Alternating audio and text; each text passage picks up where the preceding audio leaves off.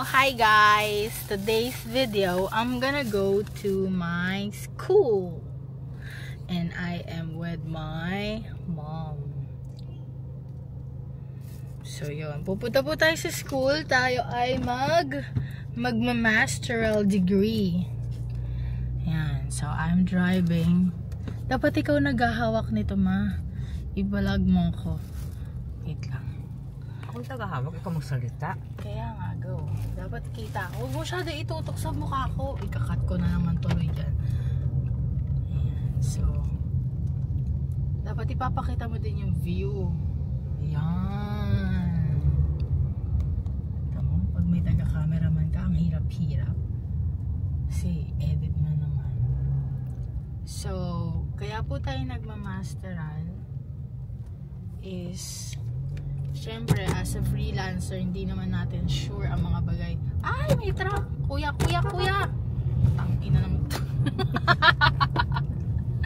Magkakata lang ako.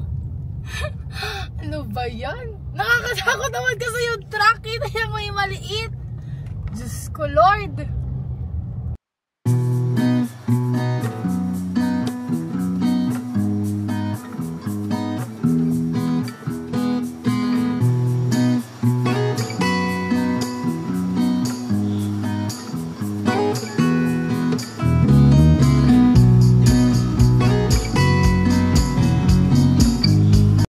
So, hi guys! Andito na po tayo sa school and yeah, I'm driving alone. So sad. So, yan, pakita ko. Tada! Yes, school zone. School girl is me!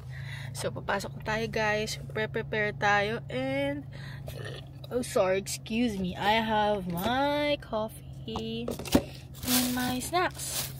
Bye!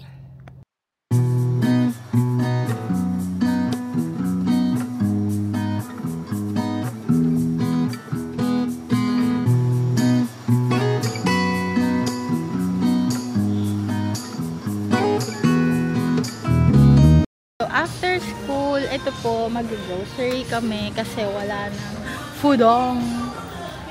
Kasama ko na naman siya. Masaya na naman siya. Ay, naka-ID pa ako. Yeah. Grocery time with my mom. Kahit sleepy mode na yung eyes ko.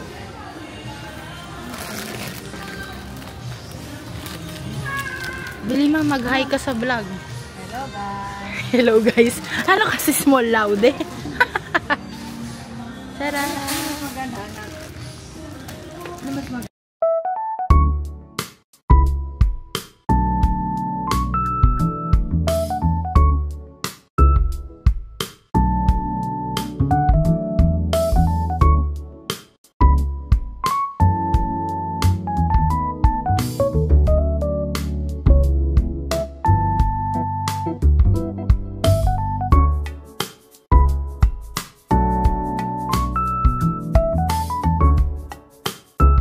Hi guys, we're done. Tapos na kami mag-grocery. So, kayo nantay ko na lang si mama dito sa car.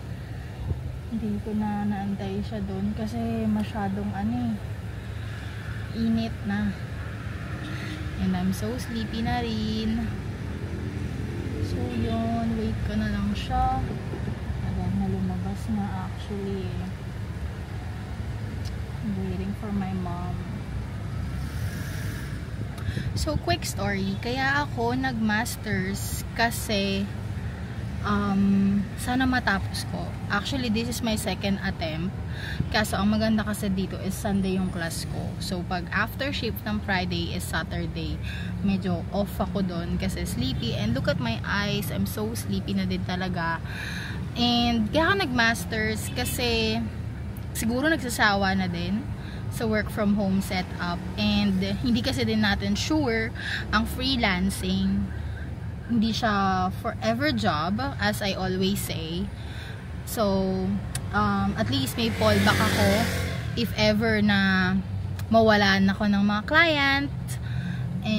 clients with this correction. So pag nawalan ako ng mga clients, at least I can go on teaching, I can go back to corporate world na maganda naman yung position and with nice pay. So, yun. May forever naman sa freelancing or sa VA kasi 4 years na ako, pero syempre gusto ko lang ma-assure kasi breadwinner tayo, so sabi nga nila change is constant, so at least we have a fallback. So to all aspiring freelancer, do your research, check nyo talaga lahat before you sacrifice everything. Yun lang, so bye! Na yung nanay ko, iniwan ko na kasi sila. Ayan, nandyan na siya, nandyan na siya, nandyan na siya.